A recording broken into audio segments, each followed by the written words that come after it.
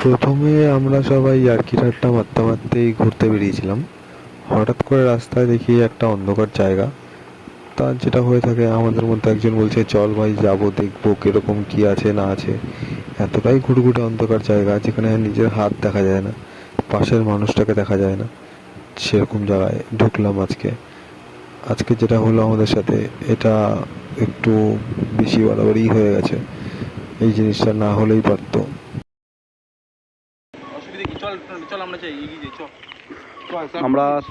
আমরা চারজন এবার জঙ্গলে ঢুকছি।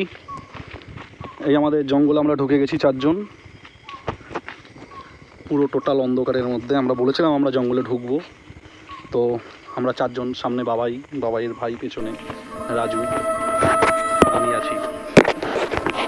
তো জঙ্গল, টোটাল জঙ্গলের রাস্তা পেয়েছি আমরা সবাই। ওই জঙ্গলের মধ্যে আমরা যাচ্ছি এখন।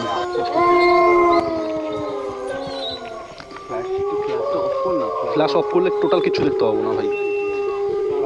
কাদা আছে রাস্তায়, কাদা আছে। তো এটা কি হয়েছে, পায়ে লাগবে না দাদা? পায়ে লাগবে কিন্তু, বাট জঙ্গলে কারণ যারা আসবে তাদের তো পায়ে লাগবে না।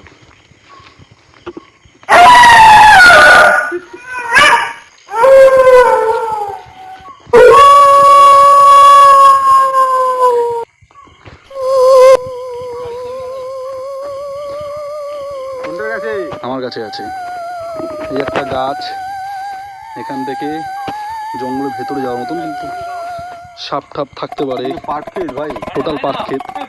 এ ভাই ওদিকে না, ওদিকে জঙ্গল পুরো কাদা রয়েছে, সাপ থাকবে।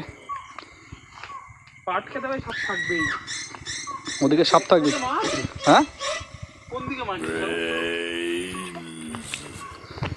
আমরা পিছনে থাকি, ওর আগে যা, আগে যা।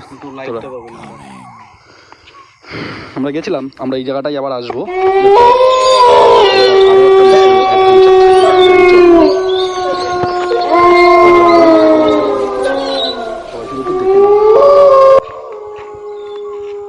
আমার পরেরটা আরো ভয়ঙ্কর হতে চলেছে গাইস, আরো ভয়ঙ্কর হবে।